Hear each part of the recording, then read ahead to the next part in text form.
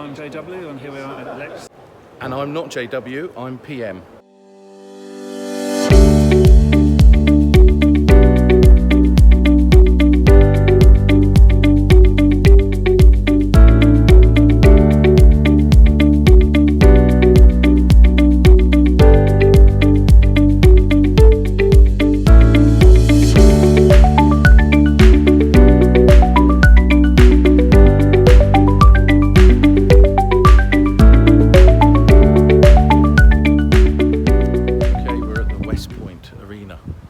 Really early, but I'm out here to meet John Ward.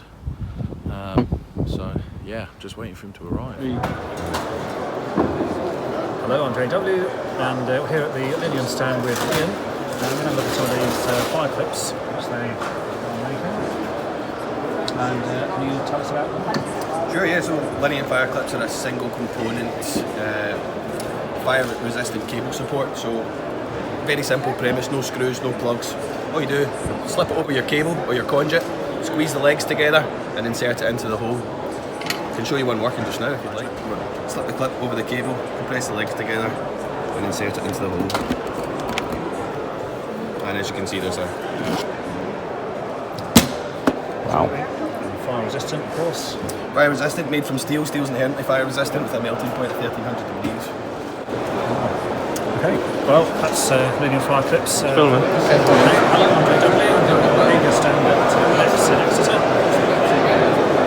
We're here with Paul Collins from Hager, and we're looking at these new 18th edition boards. Surge protection, split load RCDs, pre-configured variable options. You've got RCBO board here, really neat, really smart design. These are definitely some of the industry leading boards.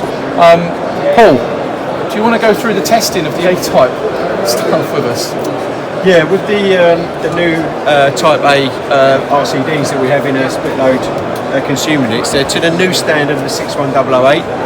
Now 61008 recognises the 30mm RCD to provide additional protection, but what it does in there is give an option of 40 millisecond trip either at 150 milliamps or at 250 milliamps. It's not a set time now.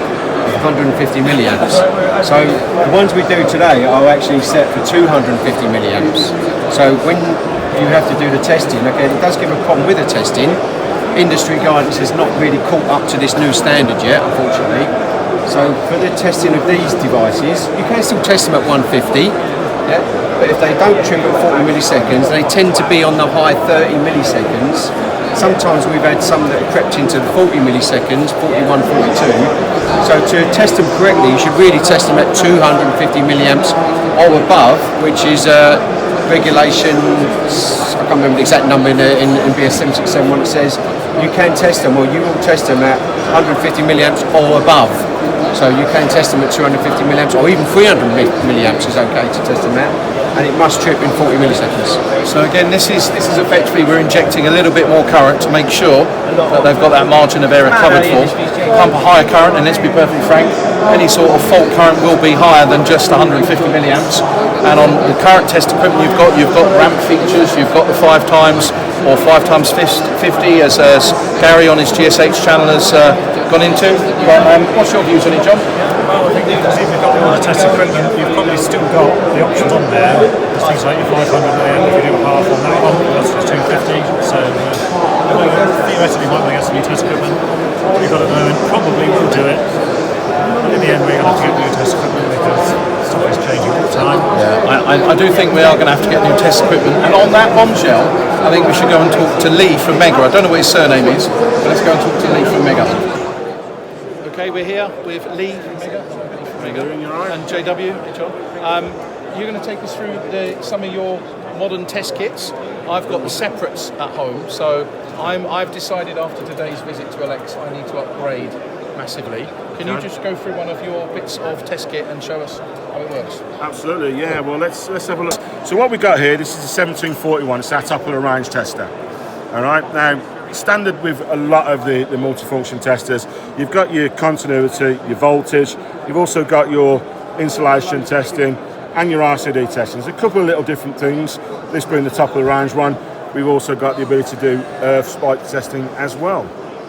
Now, One of the things that we've got with this 1741 on the loop test side is that it will do a non-trip loop test on a quiet circuit in 8 seconds, which is probably the fastest non-trip loop tester on the market.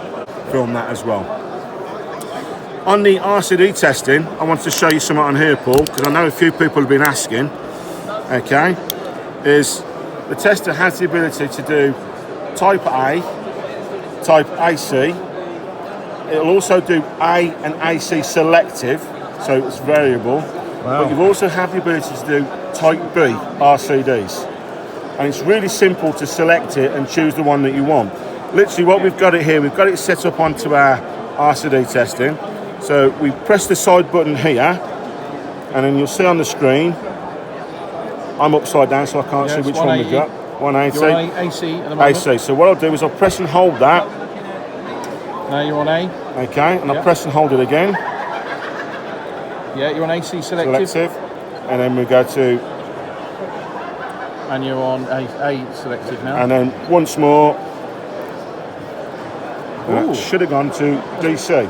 DC, yeah, okay. So now what we can do is we can do DC RCDs. So for all those people that are doing vehicle charging points or anything like that, they've got the ability to test those RCDs. Wow. Simple as that, sir. Awesome. So when you're ready, go for it. Okay, so we're set up, we're on line earth, standard Z test, okay? Yep. And all I'm going to do is just do a simple test, and you'll see how quick the action is. So you press test. Okay, it's now analysing the circuit, checking to see if there's any noise, and that's my test done. That's a loop test done. So from initiation of the test, it is 8 seconds. Now that's on a clean circuit, all right? So if you're on a noisy circuit, what you've got, you notice the arc that was on the screen then. That's our confidence meter. So what that's doing is checking to see if there's any noise within the circuit. That's a visualisation of how much noise is in the circuit. So the more closer in that arc gets, the further out it gets, depending on how much noise is within the circuit. All right, and that's the beauty about this tester, is that it's able to filter out all that noise and give you a good reading. Now, with a lot of testers at the moment, when they're doing a test, they're doing a loop test, there's no reading on the screen, there's nothing on there. Within 4 seconds of initiating the test, it gives you a reading on the screen. So if you hit a noisy circuit and the test takes 2.5 minutes long, on a lot of testers, including some of our smaller range, it gives you 3 dashes until the test is finished. With this tester, you've got a reading there. So if halfway through the test, you're happy with the result that you've got, you can simply press the test button, stop the test, and record your result. Simple as that. 722 in the wiring regulations has special requirements for electric vehicle charging. Gets it. So that's us for another year at Elex. John, thank you for coming. It's been awesome to meet you and see you. And everybody, thank you very much. I'm not going to do it. Should we do it? I hope this video has been some help. No, you can't do that. Shall we steer? Do we just surely Gary will have you in court. Should we do that? He could get us in court. Should we just do it anyway? Yeah. I'll tell you what. We hope this video has been some help.